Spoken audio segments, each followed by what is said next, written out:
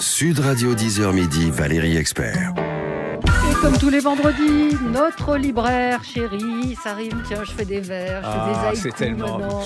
Notre libraire chéri le vendredi, Gérard Collard, bonjour. Bonjour, libraire madame.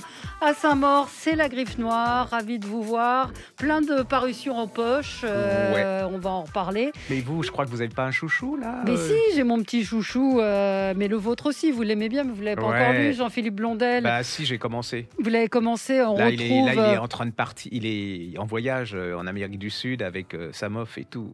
Voilà, un si petit monde, Jean-Philippe Blondel chez Buchet-Chastel. Alors, peut-être que vous devriez lire La Grande Escapade qui vient de paraître en poche. On vous en a parlé la semaine dernière. C'est tout un univers, Jean-Philippe Blondel. C'est toujours un plaisir de le retrouver parce qu'on retrouve toujours cette plume à la fois douce, acide, intime. Il parle de nous, il parle de la France, il parle de... Comme on parlerait. Voilà, comme on parlerait, et avec des personnages auxquels vous vous attachez. Il a ce talent de faire que chacun des personnages, il y en a pas mal, vous les identifiez très bien et vous rentrez dans ce groupe scolaire. Denis Diderot, ça se passe cette fois-ci dans les années 80. Donc, il peint le portrait d'une époque, la chute du mur, le sida, etc. Et puis, c'est l'histoire de ce petit monde. Il y a des histoires d'amour, il y a des histoires... Le héros, il est touchant. Non, il est un peu maladroit. Écoutez, j'ai pas envie de vous en dire plus, mais je pense que si vous n'avez pas lu Jean-Philippe Blondel, il faut absolument que vous le lisiez. Et celui-ci, achetez le poche d'abord, et puis après, ça s'appelle La Grande Escapade, et puis celui-ci pour les fans, parce qu'il y en a. Un si petit monde, ça fait référence un petit peu à David Lodge. J'avais eu ce livre qui s'appelait Un si petit monde. Ça se passe dans le milieu scolaire, et je pense que si vous avez vécu ces années 80, vous vous y retrouverez. Vous retrouverez... je répète à chaque fois cette phrase du grand génie Gérard Collard, c'est il parle avec légèreté des choses graves. Alors, il n'y a pas que des choses graves dedans, mais il y a une petite musique, il y a un ton, il y a quelque chose qui nous touche. Il faut avoir beaucoup de talent pour... Absolument. Pour raconter le quotidien sans qu'il y ait de meurtre, sans qu'il y ait de maladies, sans qu'il y ait de choses. C'est le quotidien et on est bien dans ces livres. On est bien dans les livres de Jean-Philippe Blondel. Et c'est comme s'il lisait dans nos âmes. Il est là, c'est exactement ce qu'on essaye de pas dire ou qu'on montre pas. Et lui, il y va. Au cœur et des femmes. Il a une façon sur la psychologie féminine.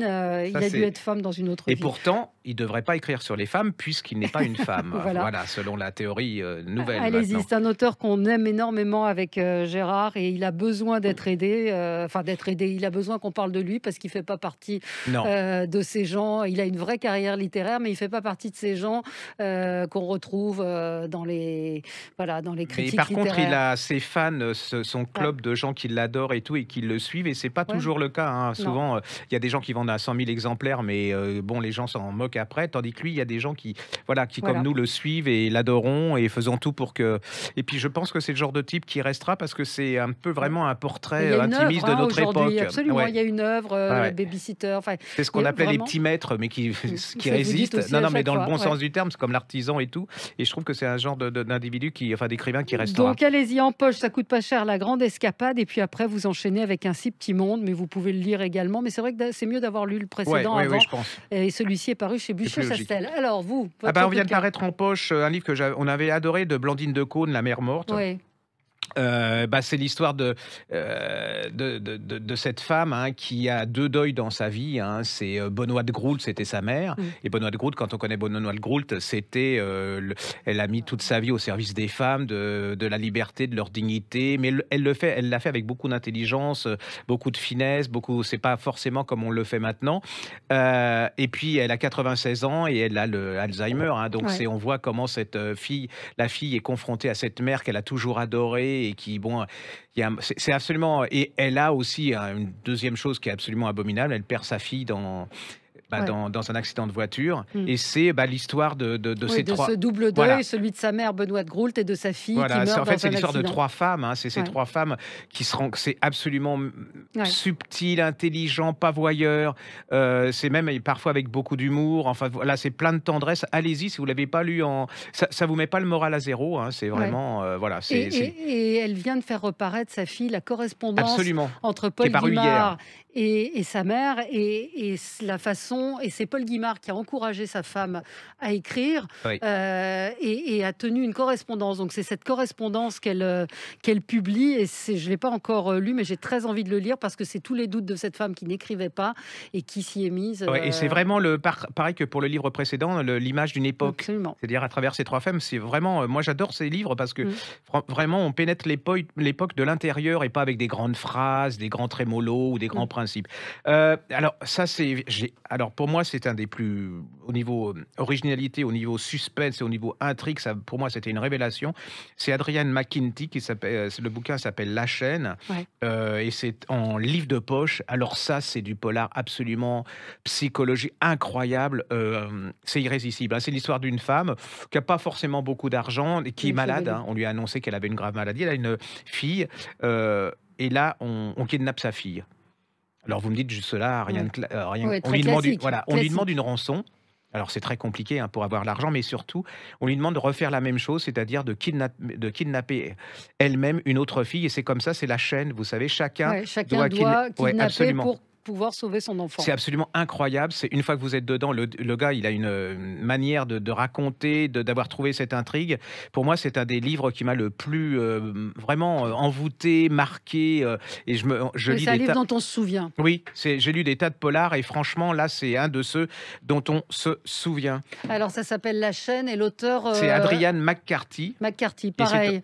Et c'est en livre de poche. En livre de poche. Après, alors, il y a un autre livre, je ne l'ai pas là, mais qui, pour moi, est un des beaux romans de ces dernières années, c'est Pierre Jarawan, ça s'appelle Tant qu'il y aura des cèdres, en livre de poche. Et c'est l'histoire d'un jeune garçon. Alors lui, il vit à Berlin, ses parents sont libanais, ils ont fui le Liban, il se retrouve à Berlin. Alors il raconte comment... il se retrouve relativement bien à Berlin, mais le problème, c'est que le père disparaît tout d'un coup.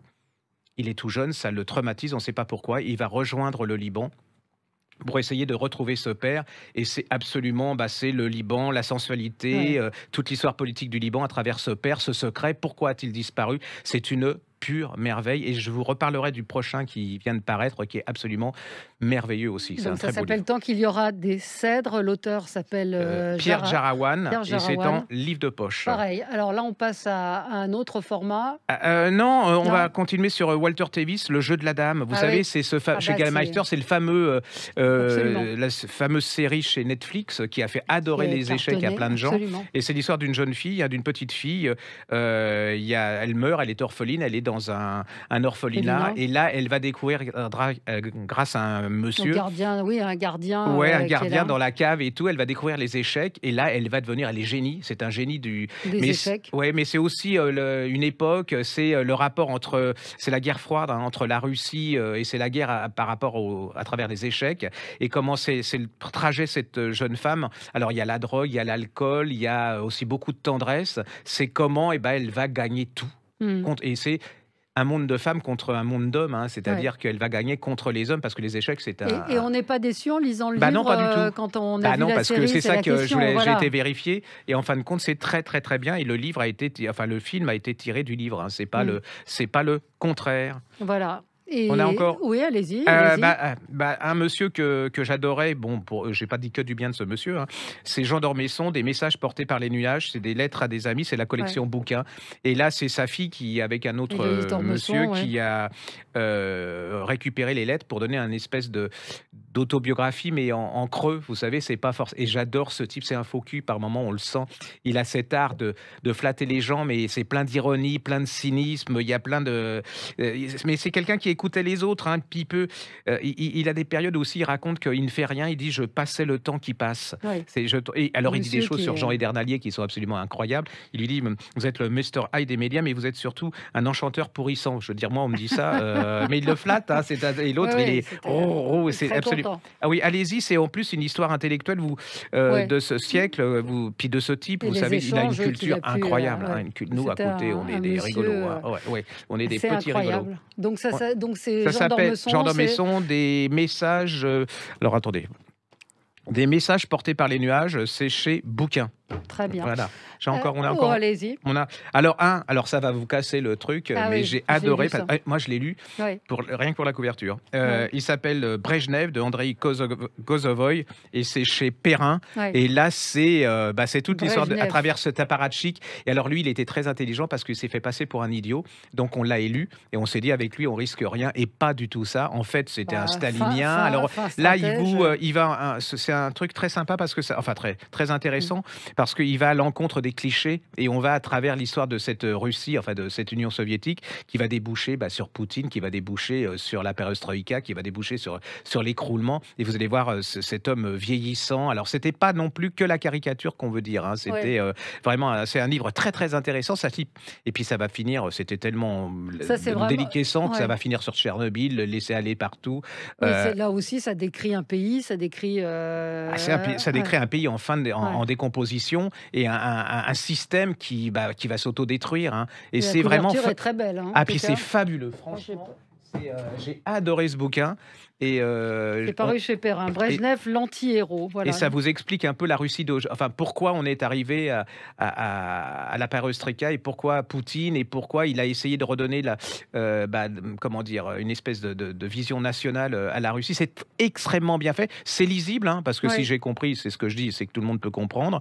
Et c'est cet art d'avoir les autres. C'est-à-dire qu'ils sont faits tout savoir et il les a eu vraiment très bien. Donc c'est Andrei Kozovoy qui est l'auteur de plusieurs ouvrages sur. Alors c'est le premier que j'ai lu de lui, mais Brejnev, l'anti-héros, et c'est paru chez Perrin Biographie. Et alors moi je voulais vous parler avant de Jeannine Boissard. Jeannine Boissard qui est une romancière fleuve. Elle a une œuvre colossale, très populaire, très populaire. On parle pas de ces gens populaires. Non, c'est très mal vu. Son dernier livre vient de paraître, ça s'appelle Rose de sang, Rose d'ouessant. Je ne l'ai pas lu, mais je trouve qu'il faut signaler ces auteurs populaires. C'est paru chez Fayard. Elle a plus de 40 ouvrages qui à chaque fois sont des succès. Elle fait son chemin sans que personne n'en parle réellement. La grande critique trouve que c'est peut-être pas assez chic, sauf que voilà, c'est une auteure populaire qui raconte souvent des histoires d'amour. Là, c'est l'histoire d'Astrid, qui est dessinatrice de bande dessinée, qui vient s'installer dans une maison en Bretagne. Elle retrouve Erwan, son amour d'adolescence. Et puis sur leur amour, il y a Marthe, la gouvernante, l'ancienne gouvernante qui a décidé de les séparer. Donc voilà, moi je trouve que c'est bien. Mais c'est un peu l'ancêtre des feel-good de maintenant. Toutes les filles comme Grimaldi, des gens comme ça, en fait, elle était précurseur. Et ben voilà, donc Jeannine Boissard, c'est chez Fayard, son dernier livre. On se demande souvent, on veut offrir des livres à des amis. Et ce sont des livres qui sont faciles à lire, plaisants, très agréables. Vous dites, du feel-good. Donc Jeannine Boissard, Rose de sang, Rose d'ouessant, c'est chez Fayard. Voilà, c'est fini. À bientôt. Sud Radio 10h midi, Valérie Expert.